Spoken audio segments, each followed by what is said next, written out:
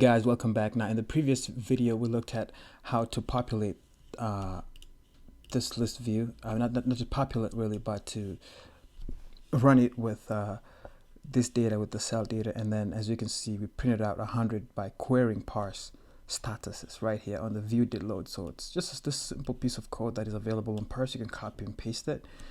And then now here, this is the number of rows, populating each row, and on list item click, on table item click. And then we have the UI table delegate that we included there. And then all we had to do was just drag the table into the home controller as the data source and the delegate. So those few stuff and our table view was up and running like that and getting this 100. So like we mentioned earlier on, we want to hold this 100 items into an array. So these are 100 objects. These are 100 statuses. That's how iOS prints them out from parse. For some reason, it's 100. So well, we'll just work with that. Now, to do this, we're going to need three items. We're going to need a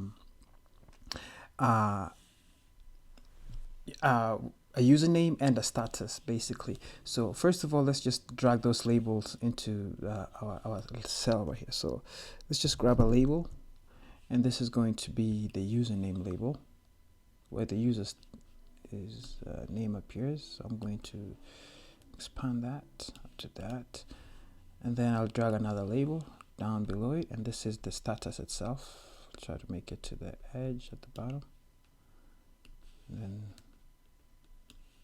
so I'm going to say status. Well, I don't have to write anything, but just so we can know what is what. And then I'm going to have another image view, and this is where the icon, the little icon that shows that person, I put it 25 by 20. I could just say 28 by 28.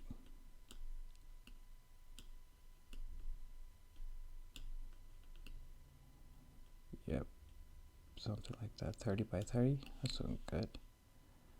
And then align it there. And this is the status. I'll try to. So as you can see, that's how I did it. And then now all of this are going to be controlled. We need a class, a cell class that will control this class. Why? Because as you can see here now, this is the default UI table view cell. This is just the default, just like that. And this is the class right here as UI table view cell. We need to create our custom cell because of this unique stuff. Simple. So we do this. We just click File, and then New, File, and then another class.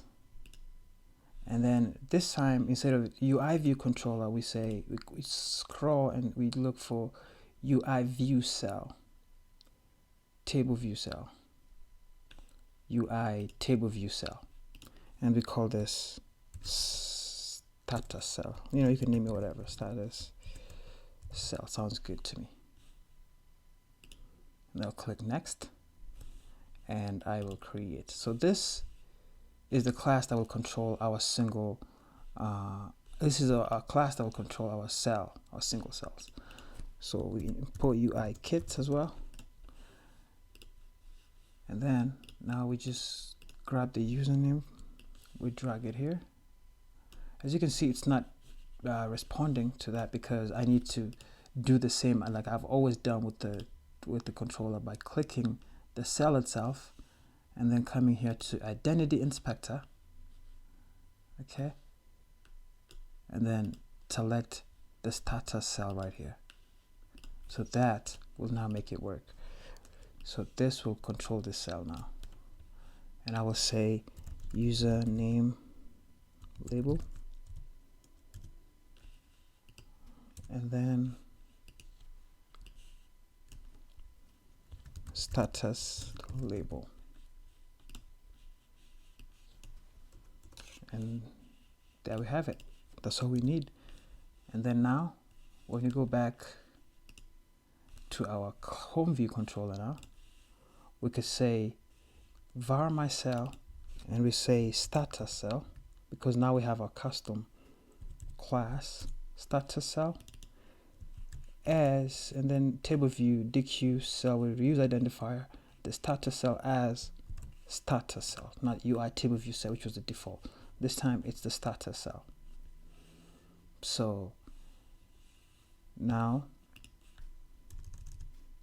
we could say, now we want to populate stuff to this. We could say, for example, my cell dot username label user. Okay, there seemed to be an error somewhere. It's not doing exactly like it's supposed to. My cell dot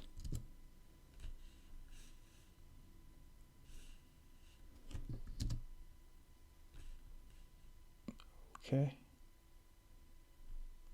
For some reason I can't see.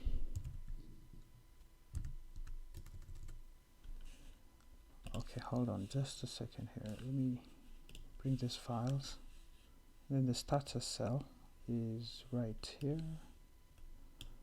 Let me open it. That is okay.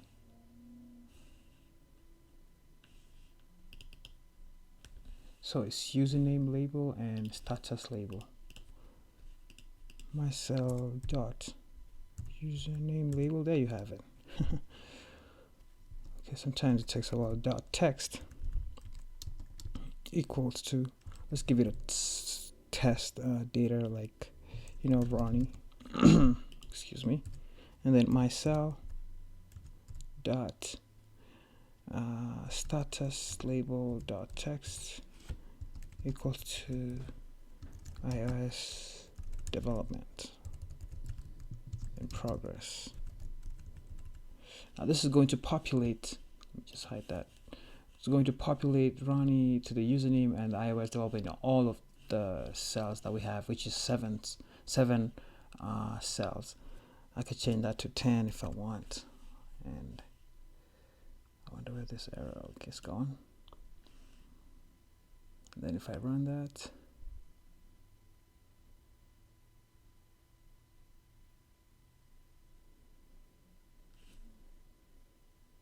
we have this data populated into our 10 cells. As you can see, Ronnie iOS development in progress, Ronnie iOS. So that's what we have.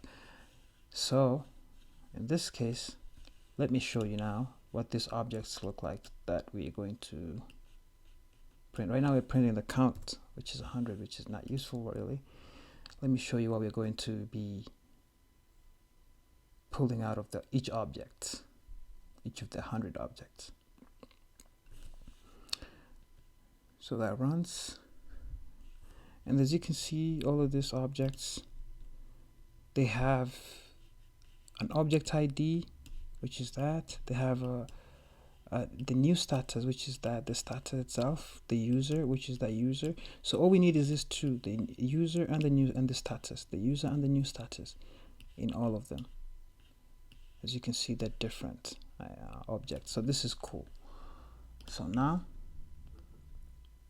what we are going to do is we're going to say, now the number of rows should be the number of the objects, right? Instead of 10 manually, we should just say the number of objects. So we can simply say objects.count right here. But then again, if you look at this, it's inside of this. So we need a way to kind of get access to it outside of that. So that's where we're going to create a member object. And we're going to say m objects equals to, and this is going to be any object. Any object. Okay, so whatever is in there. And then m object in here, if error is equal to nil, we set m object equals to these objects right here, so that it's just a reference, so that this is just assigning it here so that we could get to use them outside of this method right here, this internal method. So self, so that get rid of the error. Now this self, the m objects, you can just print it out as well. It's the same thing, and that's what we're going to work with here. So we're going to say out here self.m object dot count. Okay, so this is the total number of objects. It returns the number of rows. So having done that, the text here, we're going to say there's something called index row dot path. So if I say, for example, Ronnie, and then this is called it's string interpolation in Swift. So when I put stuff like that, and then I say index path dot row, this index path dot row identifies the current row. So let me just show you exactly what it does. So if I run that again, if you see here, well, that did not print what I wanted here.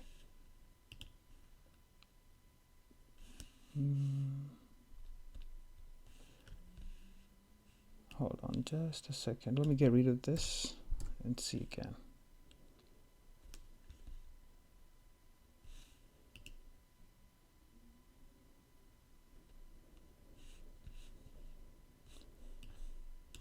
So I'll just, let's see, get rid of this self here.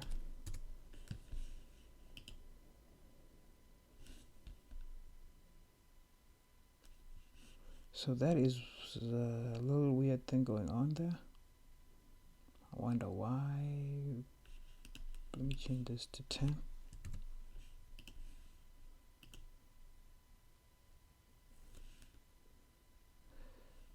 Okay, anyway, that is something I'll fix on the next video, but for now I just wanted to show you this string interpolation thing here. And I will say index path dot row and run it again. Now as you can see, index 0, index 1, index 2, so that prints out the current index that we are in. So there we have it for this video. So in the next video we're going to see now how we're going to grab each item from the object and populate it here instead of just the static text right here, and then we're going to move on from there. Thanks for watching.